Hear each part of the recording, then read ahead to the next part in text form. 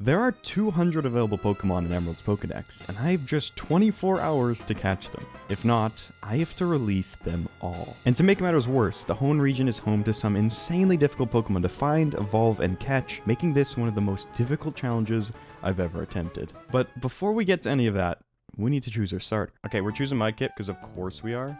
Jerry, we're gonna do this for you. You will survive. But wait, what about the other starter Pokemon? Aren't those also required for the Pokedex? Well, yes, but we'll worry about them later. Unfortunately, we can't get more Pokemon yet because we have no Pokeballs to catch them with. And to get them, we have to continue the story. So we travel north past Oldale Town to challenge our rival.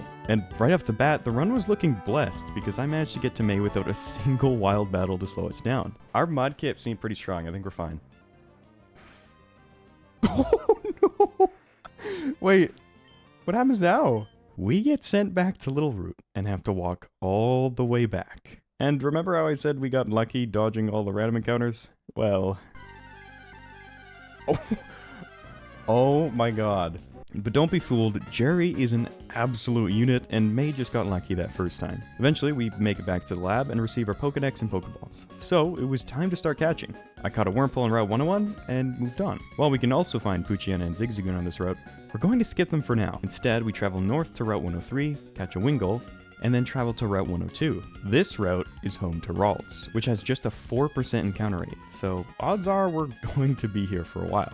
And because Pooch and Zigzagoon can also show up on this route, I figured it was best to catch them here while looking for Ralts. And before long, oh, there's Ralts. Oh, and for any Pokemon Emerald veterans out there wondering why I'm leaving behind the 1% C-Dot, don't worry, I have a plan for that one later on. After making it to Petalburg, Wally stops us to take a leisurely stroll with him back to the route where we just were, and demonstrates how to catch a Ralts, as if we didn't already have one in our party. Thanks, buddy. Very cool. A few minutes later, we make it to the woods, where we have several more Pokemon to catch. The first of which is Shroomish. We also have Silcoon, Cascoon, and two very rare encounters in Tailo and Slackoth. Tailo is just a 5% encounter rate, but can also be found elsewhere at a higher percentage. So while I found it pretty fast, it wasn't a super crazy find or anything. Slackoth, on the other hand, can only be found in these woods, with that same 5% encounter rate. So I expected to be here for a while. Nice, okay, we at least got that. Okay, we're gonna go heal. We'll get more balls too. And in the first encounter back in the woods, no way. We'll take it. We could now leave the forest, dodge all the train. Okay, it's just one trainer. Yikes. Are you kidding? Okay, thank God. Oh my god, it's just getting worse. I have only been training Jerry up until this point, and with no antidote to cure the poison, and another trainer battle between us and the next Pokemon Center, things were not looking good. If we can just get through this battle, then we're fine. If not, we get sent all the way back to Petalburg, requiring us to make the long trek back just to redo this battle. Every second counts in this run, so we need to avoid this by any means necessary. Jerry managed to just barely take down the low tab before going down, so it was up to our hodgepodge group of level 3 and 4 Pokemon to finish off this level 6 C-Dot. Oh, it just snows by. Cool. So it was time to take on our first gym. And Jerry really came through here, as he was able to completely wall up Roxanne's team despite being slightly underleveled. The next route has a few spawns that we need, but because we're going to have to backtrack to Rustboro pretty soon here anyways, I decided to go for them later. But on the way to the cave, something unexpected happened. Oh, do we go for it? Abra is just a 10% spawn and is a really hard Pokemon to catch. So if we could get it here, that would be huge. Come on.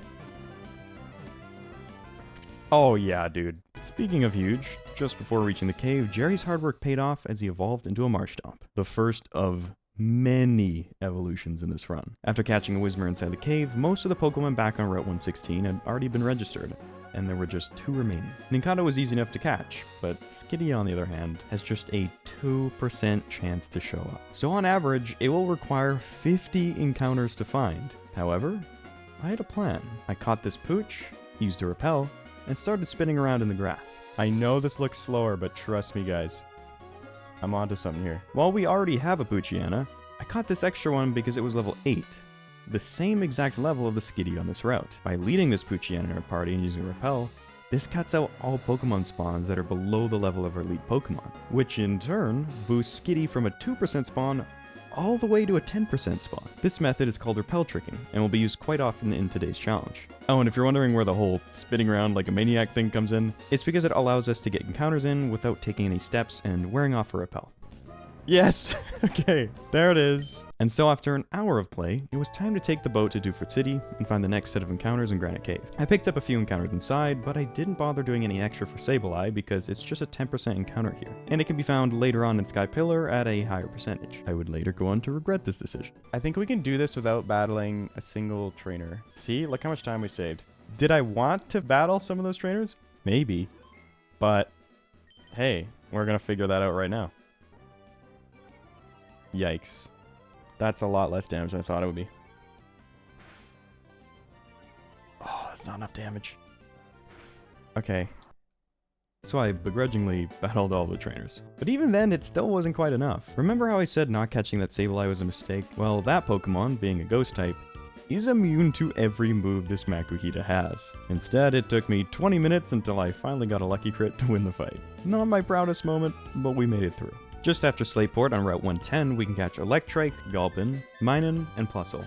Up until now, I've been funneling all of our EXP into Jerry, because Marshtomp is a fantastic Pokemon to speedrun through the game with. But this next rival battle coming up is one of the hardest battles in the entire game for a solo Marshtomp to deal with. And after that train wreck of a Brawly fight, couldn't afford to waste another 20 minutes on this battle. So I went back to Rustboro for the EXP share so I could start leveling up some of their Pokemon without having to switch train them. I gave it to John, or Shroomish, and fought some of the trainers before the bridge to get some EXP. Battling all of these optional trainers may seem like a waste of time, but we're going to have to evolve John anyway for the Dex, and if it meant defeating May first try, I figured it was worth it. I stacked up my team full of the highest level Pokemon that I had and went for it. The only real threat to Jerry is May's Grovyle, so I used Gulpin's Yawn to put it to sleep, switched into our Marshtomp to get some chip damage while it was still safe to do so, before pivoting into John to paralyze it.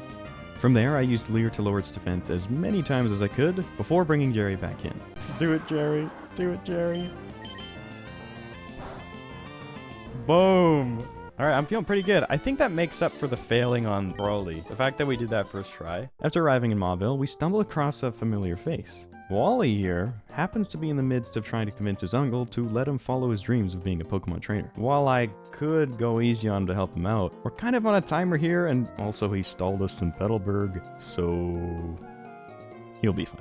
Watson's electric-type gym was no trouble at all for Jerry, so after getting the badge, I picked up the bike, caught Illumise and Oddish on Route 117, and left the rest of the encounters for later. To understand why, we have to talk about version exclusives. There are a handful of Pokemon only available in specific versions of the Hoenn games. Emerald is kind of weird in that it has a portion of Sapphire's and a portion of Ruby's version exclusive Pokemon, which tragically means that we'll have to play through all 3 versions to get them all. And we have just 22 hours left to do so. While Volbeat is not a version exclusive, it's still incredibly rare in Emerald, appearing just 1% of the time. However, in Pokemon Sapphire, it has a much better rate of 18%, so while we could spend potentially hours here looking in the grass for this Pokemon, it makes much more sense to skip this 1% Volbeat for now, and catch it later in Sapphire, where it's much more common. The same goes for Seedot, a 1% that could instead be a 30% in Ruby. So for now, we're done here, and we can progress inside Fiery Path, where there are a ton of encounters to round up. We have Nummel, Coughing, Machop, Torkoal, this one, and Grimer, a 2% spawn. But again, we're saved from this 2% spawn because in Sapphire, it's much more common.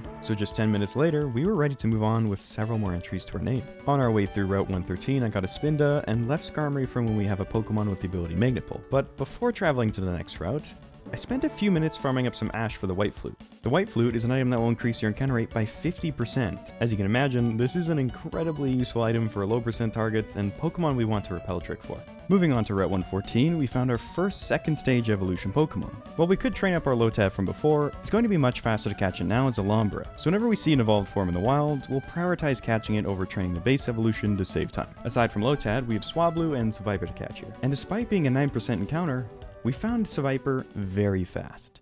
Okay, so before we leave here, let's get Solrock, which is right here. Nice. Afterwards, I made my way back to the gondola, defeated Team Magma, and caught a Spoink in Jaga Pass before fighting the next gym, where we see even more evidence of why Mudkip is the best starter for speedrunning this game. Had I not gotten lost for about 5 minutes trying to remember which geyser to step on, Flannery's badge would have been ours in just a couple of minutes. With that, we get the Go goggles, and can enter the Desert Route 111. Here we caught loads of fun spawns like Sandshrew, Baltoy, Trapinch, and Cacnea. There aren't any new encounters on the way back to Petalburg, so we can go straight for the badge. As you're losing at your job, your kid 4 hours ago got his first Pokemon, and he's already beating you. Uh-oh. Yeah, he must have heard me. Okay, let's all just pretend we did that first try. Now that we have Surf, if we go back to the route north of Mauville and surf in this pond, we can find Marill. This Pokemon was actually available way back near Petalburg in the grass, but I didn't bother catching it there because it was only level 5, and would require 13 levels to evolve. Instead, if we catch one here, we just need to level it up once for the evolution, which should shave off a good chunk of training time from this run. The path to Fortree City was pretty easy. The rarest Pokemon to find were Tropius and Manectric, which both shut up pretty quickly. And while I had a far from perfect run going, I was still pretty optimistic about her pace. This actually messed me up as a kid, by the way. But now, we have a brain, and we can do this.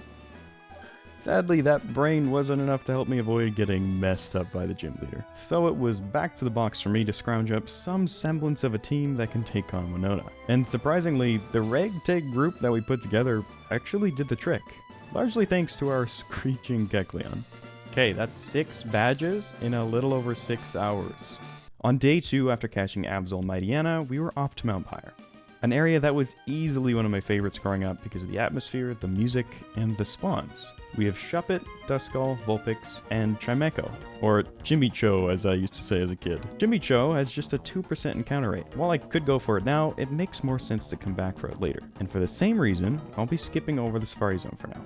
Don't worry, it will all make sense later on in this video. On the way back from Mount Pyre, I forgot to use a repel and took an extra encounter. But that turned out to be a blessing in disguise. Oh, Pelipper. Okay, this is like a 5%, I think. And on the way to Lily Cove, I've been waiting for this for so long. This is gonna be such a huge power boost. Are we supposed to go back to Maxie's base or whatever? Or is there, can we do this Aqua base? Yeah, it's been a while since I played these games, so I'm a little fuzzy on the story beats here. But thankfully these 2 Aqua grunts were kind enough to refresh my memory. Did we fight you already? I guess we did. What? Shit. Buddy is in need of some crazy high prescription glasses because I don't know how this man is going about his life without the ability to see more than 2 steps ahead of him. Okay, I think we go down here. Shit. Okay, I'm now convinced Team Magma is paying these hikers off to slow me down because I've already gone through this area. Despite Team Magma's best efforts, I made it past the hikers and into their lair, where we found Graveler. We do need this. I wasn't expecting to find any new Pokemon here, but this one was a welcome surprise because now we don't have to train our Geodude. Okay, we're done with the Magma hideout, which means we're flying back to Slateport to watch as Team Aqua steal the submarine. But with so much water in this game, how are we going to find them? Oh, okay, the hideout in Lily Cove. But before chasing them down, I picked up the Soothe Bell while we're here in Slateport. An item that, when given to your Pokemon, increases the amount of friendship that it gains. This is important because in order to get a Crobat, we have to level up a Golbat with nearly maxed out friendship. Okay, we made it through. Wait, isn't the Master Ball just like somewhere here? Am I crazy? It is. However, guarding it is my greatest weakness. Another children's puzzle. Shit. Okay, wait. And it's not the middle one, it's this one. Yes! Oh, and I guess there's also self-destructing electrodes guarding it, but this actually works in our favor because we still need this one for the Dex. Okay, we're already up to 7.5 hours, but that's because there's been a lot of story going. Oh my god. Madeline, not the time. Interestingly, there were no new surf encounters on Route 122, so we could head straight to the next city. And we made it to Moss Deep. Okay, do we just go straight for this gym? I definitely did not look up a guide for this gym puzzle, because that would just be embarrassing. So I made sure not to do that. Alright, Tate and Liza, here we go. No idea what I'm doing here, but we'll just go for it. Now, you might think we'd be screwed for this battle because we only have 1 properly trained Pokemon against 2 of theirs. And you'd be right. We got destroyed. So I got to work. I caught the 2 highest level Pokemon available to us, one of which being a Sharpedo, a Pokemon that is immune to psychic attacks. I used our Electrode from the hideout to self-destruct on turn 1, dealing solid chip damage. I also used a ton of X items on Jerry to buff up his stats. Even with all this prep, it still took multiple tries. In total, this section took 45 minutes, which was a huge blow to the run. Now that we've earned our 7th gym badge, we can use the HM Dive. My first stop was the abandoned ship, where we can get the scanner, which can then be exchanged for a deep sea tooth or scale. We'll be needing these items to evolve Clamperl later on. While we were here though, I tried fishing for a Tentacruel, which shows up 20% of the time with a Super Rod. Unfortunately, it looked as though our good luck was running out, because I spent several minutes searching here with no luck. So I ended up just catching a high level Tentacool instead, which can be leveled up once later on for the evolution. Before rounding up the rest of the dive encounters, I decided to progress through the story because we are nearing the point where we can catch Rayquaza, which for some reason is a level 70 Pokemon, available before the 8th gym. I don't know who thought this was okay, but I'm so glad they did because we get to steamroll the rest of the game with this one Pokemon. So I made my way to Sky Pillar, where I was also able to catch a few more entries before making my way up to Rayquaza. To ward off any unfit trainers, many of the floor tiles of Sky Pillar are cracked, so you have to quickly navigate your way in between the rocks. If not, you'll fall through the cracked tile and have to try the floor all over again. Fortunately, I'm much better at these types of challenges than the gym puzzles. Okay, that was clean. While having a level 70 Pokemon is great, trying to catch that level 70, not so much. By far, our highest level Pokemon is Jerry, and he's still 28 levels below Ray. To make matters worse, it also knows the move Rest, so any damage or status I give to it can be quickly healed in one turn. And with the lowest possible capture rate of 3, all the conditions were set for an extremely long capture.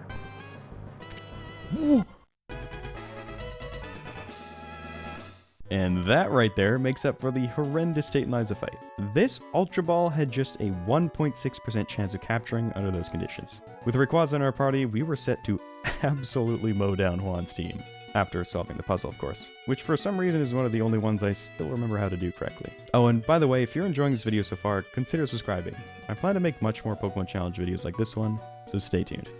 With that, we have our 8th badge, and we're like done with the story, which means we can really go crazy with the rest of this run. The next Pokemon to catch is actually right outside this gym. I was surprised to learn that Gyarados can be fished up in Pseudopolis City at a rate of 20%. Super cool encounter, and I was lucky enough to get it on my first try. Oh my god. 10 minutes. That cost us 10 minutes. After reclaiming Gyarados, I dove underwater to complete the encounters we skipped from before. The encounter rate is really slow here, even with the White Flute active. Eventually, I was able to catch both Clamperl and Jinxiao. They took a while, but are nowhere near as difficult to catch as Relicanth, a 5% encounter. 5% targets are bad on their own, but when you couple that with the mind-numbingly slow underwater encounter speeds, you get one of the most annoying Pokemon to find in this game. After 30 minutes of total encounters underwater, we found it. Relicanth! With the underwater encounters figured out, I focused on catching the Pokemon that were previously unavailable, starting with Corphish. This one requires a good rod or better, but that rod's not available until you surf east of Mauville, so it's kind of out of the way, and I can't say I've ever seen a wild Corphish in these games until now. The same can be said about Nosepass. It can only be found via Rock Smash encounters in Granite Cave, which is normally a place you visit before getting that HM. I then picked up Skarmory on the first encounter thanks to Magnet Pull, fished up Whiscash and Meteor Falls with a Super Rod, then climbed the waterfall to catch a Bagon. And after just 2 encounters, we ran from the Bagon because it's too low level. You see, Shelgon doesn't evolve into a Salamence until level 50, making it one of the most difficult Pokemon to get in this game. Luckily for us, there's a 10% chance to find a Bagon at level 35 instead of the level 31 that we saw. Oh, 35? 35! There it is. Okay, that wasn't bad. With Bagon registered in the Dex, I went back to Route 111 to enter Mirage Tower and acquire the Roof Fossil. Sadly, upon doing so, the other fossil is destroyed, along with the tower. So Anorith will be added to the list of Pokemon required from Ruby Sapphire. With that, I grabbed our Wilmer from the PC box and started EXP grinding. In the home games, I like to either farm the Elite Four or the Interviewers for EXP. In this case, because we just need a few levels, I'll be opting for the latter. With the help of Jerry's Earthquake, we can one-shot both Pokemon and protect it with our Wilmer. With the EXP share equipped, Wilmer then gets 75% of the total EXP by doing absolutely nothing. Now, training specifically Wilmer here may have seemed like a random choice, but it was a very deliberate one because Wailord along with Relicanth are prerequisites for catching the Reggies. This has got to be the most hidden and convoluted puzzle I've ever seen in a Nintendo game, and I love it. You have to find this hidden dive spot, translate some Braille to find out how to open a secret passageway to the second chamber, where after doing some more translations, you're told to put Wailord specifically in the front slot of your party, and Relicanth in the last, and then interact with this wall. Only then will the Reggie chambers across the map be opened. Look, it's Yellow Reggie Ice. These guys could really make or break this run. Yes, they're only level 40, but even while damaged and paralyzed, an Ultra Ball has just a 2.8% chance of capturing it. Damn Gen 3 capture rates. Holy shit! But that's when my chat reminded me that we have access to Timer Balls. So after a quick stop in Rustboro, I gave it another go. And is it turn 15? Does it go up more? Yes! Holy shit, that worked so well. With that Reggie capture, we have 87 Pokemon out of 200 registered. That's under half the dex, with under half the time remaining. And it's not like things are going to get easier. We have a ton of high-level evolutions to get, more difficult legendary encounters, Feebas, and all of the version exclusives from Ruby and Sapphire. Games that I haven't even started playing yet. If I wanted to complete this challenge in time, I would have to start playing 2 games at once. So on day 3, I started up both Ruby and Sapphire and began playing through them simultaneously. Unfortunately, the 2 remaining starters are much less effective at soloing the games, but I had a plan for that. After receiving the Pokedex on each game, I traded both starters over to the Emerald and started EXP grinding them until they both evolve. Being traded Pokemon, they get a 50% boost to the EXP gain, so I was able to do this in just a few interviews. Not only will the starters have a much easier time in their respective games now, but this doubles as a way to register the first 2 stages of each starter into our decks. After trading back the starters, I put away the Sapphire for now, and brought back our Emerald to go after the rest of the Reggies while we played through Ruby. I reached Registeel's cave only to realize... Chat, where's Flash? Without Flash, we can't open the door for Registeel. The HM for Flash is located in Granite Cave, right outside of Doofertown, which coincidentally is near where Regice can be found, so we changed gears. And just 3 minutes into the encounter, which is like our main dude. Oh! So it was back to Registeel, and while we didn't get quite as lucky this time, we still managed to catch it within 10 minutes. Yes! Let's go! 94. All the Reggies done. By now, our Ruby save had made considerable progress and already had the first 2 badges.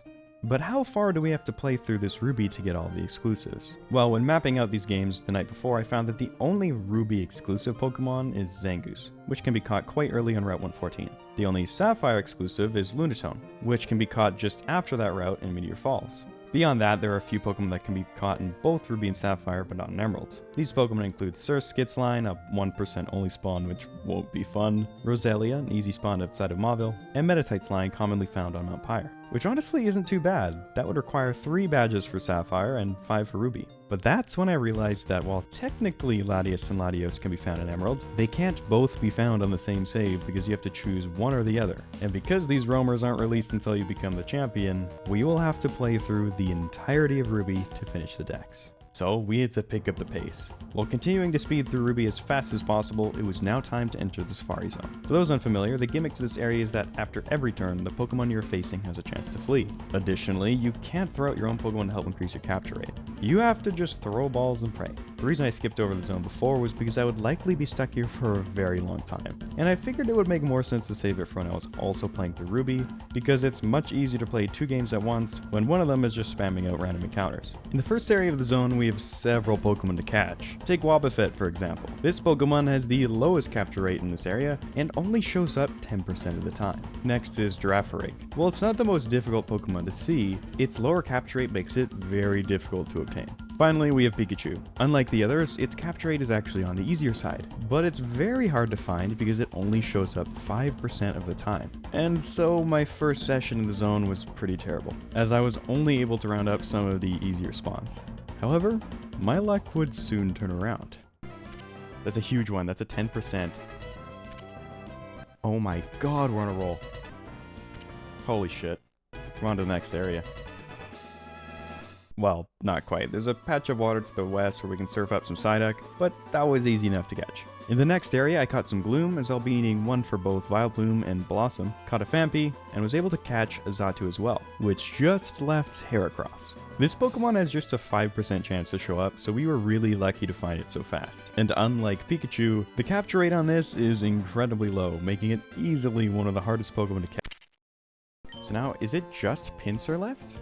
Yep, somehow after just 40 minutes of being in the Safari, we were down to the last rare. And on our way to the last area, Ruby had reached Route 114, the first route where we have Pokemon to catch. This includes Seedot and the 9% Zangoose. Oh, and I guess there's the 1% Surskit too, but that's obviously very rare and can show up in later routes, so we won't worry about that now. But back to the Emerald. After just a few encounters in the new area, we were blessed with a Pinsir. And after a grueling 10 turns, oh my god. Damn. But wait, what's that on the Ruby? We just got a 1% Surskit.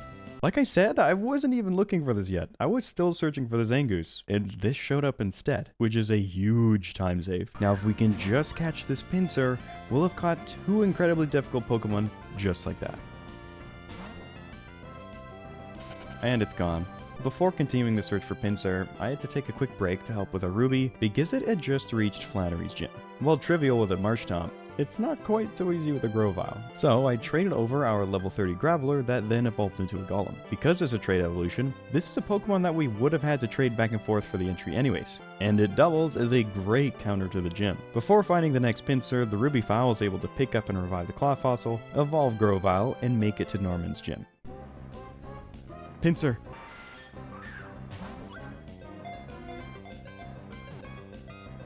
Come on. Yes! We're done. We're done in the zone. While we're done with the safari and have made solid progress on day 3 so far, our time is really winding down as we've under 9 hours left to catch 90 more Pokemon. That's over 10 an hour, which will be incredibly hard to keep up considering what's still left to catch. One such Pokemon is our friend Chimicho, so it was time to go back to Mount Pyre in search of this 2% encounter. And somehow, after just 7 minutes of encounters, Chimecho! Next, I rounded up a few more of the fishing encounters until the Ruby made it to Fortree. As you may recall, Winona was a difficult gym leader for us when we didn't have a type disadvantage. But against all odds, our Sceptile completely soloed this gym. Back over on the Emerald, I decided to start catching all of the Victory Road spawns. There's a ton of evolutions of Pokemon that we already have, so I caught them all. And seeing as we were already here, I made my way through Victory Road to the Pokemon League, and with the help of our Rayquaza, one-shot every Pokemon the Elite Four and Champion had. Thank you, Game Freak. Now that we're the champion, if we interact with the TV, we can release one of the roaming Pokemon into the world. We choose Latias here because Ruby only gets Latios. Before targeting the roamer, I had some other entries that I wanted to fill in. Route 115 has this hidden patch of grass way up north that I had no idea was here as a kid. Here you can find a couple cool spawns like Swallow and most notably Jigglypuff. I then made my way to Lily Cove where you can fish up a Staryu, which is supposed to be a 15% spawn, but this thing took forever to find. So much so that by the time we found it, the Rubyphile had made it to Groudon. Oh my god, we got the Groudon. Which we caught after just 4 minutes. We got incredibly lucky here. Thanks to our Sceptile, Wallace's gym was incredibly easy, and with that, Ruby just had to defeat the Elite Four to... Oh, I just reset. Oh my god. But wait, how far back was the last save? Oh my god, are you kidding me? My spirits were at an all-time low. That freak incident could have just cost all of our Pokemon. But there was nothing I could do about it now, so I kept going. And thankfully we were rewarded for our perseverance by reclaiming Groudon after just a few minutes. While it could have been worse, that mistake set us back 20 minutes. So we ended the day with 123 Pokemon, leaving us with just 6 hours to catch 77 more Pokemon. I had no idea if I was going to make it, but to give myself the best chance in doing so, I came up with a plan. I started day 4 by collecting every single rare candy and any evolution stones that I still needed on both Emerald and Ruby. I then traded over the hardest Pokemon to evolve and our Rayquaza to the Ruby in exchange for some of the exclusives. I also swapped a couple trade evolutions back and forth with Sceptile and Groudon to get 4 entries in total. Trades take a really long time in these games, so it's important that we are as efficient as possible here. On the Ruby, I then battled the Elite Four with our Rayquaza over and over, sharing the EXP with those difficult evolution Pokemon. And because they had been traded, they were now getting that 50% boost to EXP. Through this method, I was able to get Celio and Walrein, Glalie, Credilli, Flygon, and Metang.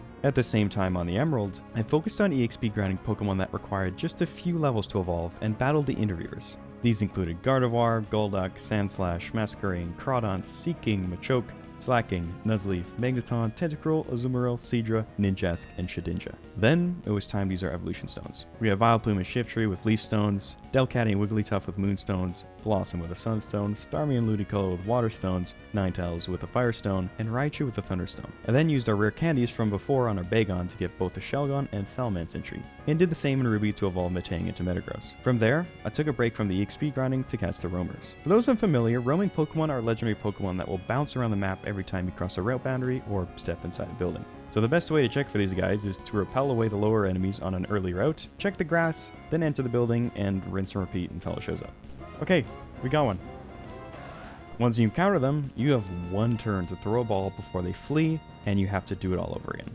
making these Pokemon incredibly annoying to get, which is precisely why we saved our Master Ball for them on each game. With that, the last legendary to catch was Kyogre. To get Kyogre and Emeralds, you have to visit the Weather Institute, where the scientists will tell you about some heavy rainfall occurring on one of 4 different routes. From there, you simply travel to that route, look for the dive spot, and enter the Marine Cave. And catching Kyogre wasn't too bad thanks to some netballs and a team that was finally leveled properly. From there, I turned off my Emeralds because it was time to start playing through Sapphire. Luckily, this game only has to reach Meteor Falls to get all the missing Pokemon, which was incredibly fast thanks to our overleveled Combuskin. I caught a Volbeat and Roselia on Route 117, Grimer and Fiery Path, and Lunatone and Meteor Falls. I then traded everything over, finished off the trade evolutions, and trained the last remaining Pokemon until they evolved. From there, I caught a Ditto at the Battle Frontier because we have some baby Pokemon to hatch. Luckily, we can take advantage of flame bodies outside of battle effects in this game, so the eggs hatched quite quickly. And while doing so, I was able to get enough friendship on my Golbat to get the evolution, which just left Feebas.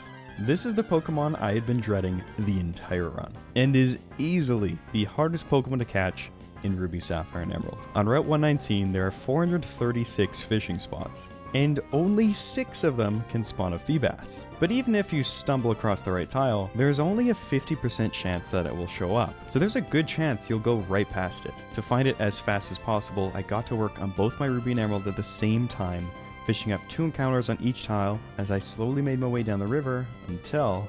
oh, we found it. Feebas, my goat. So, all we had to do to complete the dex was travel back to the berry blender, throw in some berries, feed the blocks to our Feebas to max out its beauty stat, and hope that it's enough when we level it up. It's enough! Let's go, dude! With that, the last entry had been registered into our dex, and wait, we failed? Well, we actually failed over 5 hours ago. But there's Metagross as our timer winds down. Despite having some incredible capture luck over the course of this run and generally solid encounter luck, there were just way too many evolutions to grind up in the allotted time. I failed, so I went through my PC box and released the Pokemon that we slaved away for one by one. Flygon. Goodbye. Metagross. Salute. Not Jerry. Can we just skip Jerry? Can we keep him? It's my goat. I'm sorry. I have to. I'm sorry, buddy. It has to be done. Be free. Oh, John, don't make this more difficult than it has to be. So I know they didn't want to leave, but I made a promise. It's done. So although we failed, I really put a lot of effort into this video, so I hope you all enjoyed. And who knows, maybe we'll try this again someday. Thanks for watching. Peace.